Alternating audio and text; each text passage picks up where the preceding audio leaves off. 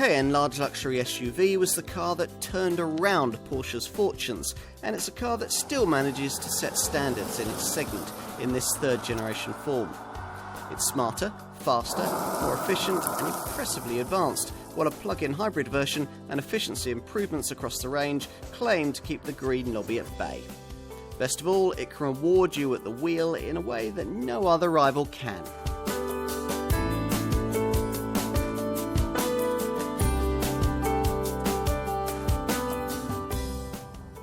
From a dynamic point of view, the Cayenne has always redefined the kind of car a large SUV can be, and this third generation version continues to push those boundaries.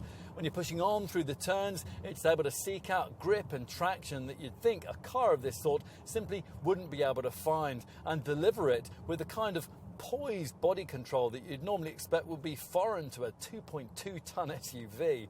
And it's all further embellished by Porsche's expertise in steering feedback and a bespoke clutch-based four-wheel drive system that can send more torque rearwards more of the time.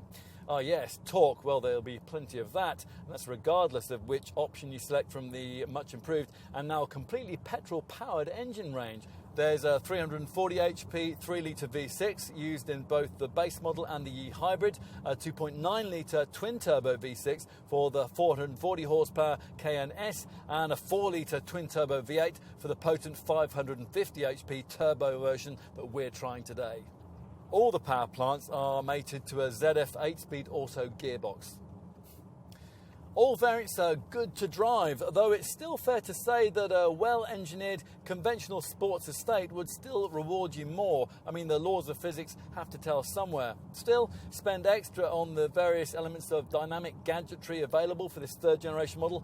Things like the 3-chamber air suspension system, the PDCC active anti-roll bars, PTV Plus torque vectoring, and the rear axle steering, and you can mitigate Newton's laws to a surprising extent. The stiffer MLB Evo platform adopted by this third generation design also helps, as does steering, which is brilliantly feelsome for an SUV of this kind. An optional Sport Chrono package gives you F1 style launch control. It embellishes the drive mode system, and it includes a sport response button that helps with a burst of acceleration when you need it. Efficiency can be exemplary if you select the E-Hybrid, which is capable of 88.3 mpg on the combined cycle, up to 72 grams per kilometre of CO2. This car is also surprisingly capable off the beaten track, particularly if you specify air suspension, and that's thanks to a set of dedicated off-road driving modes and a Porsche hill control system that eases you down those slippery slopes. These days, this third generation Cayenne is quite a smart looking thing, but in the past, this car rarely has been.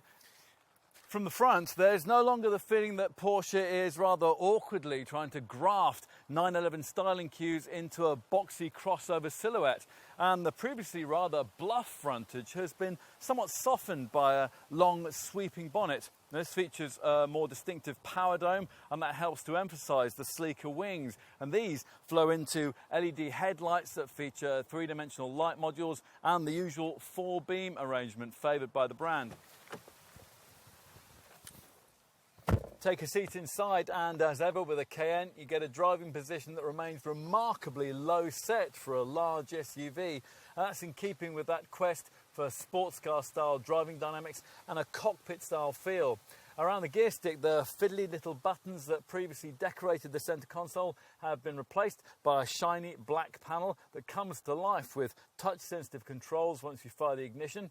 And just above lies the other defining feature of this cabin, the huge 12.3-inch colour touchscreen that controls the now standard Porsche communication management infotainment system. More screens are found in the instrument binnacle, either side of the prominent rev counter gauge. All of this is configurable to your personal preferences as part of one of the most sophisticated cabins you'll find anywhere in the segment.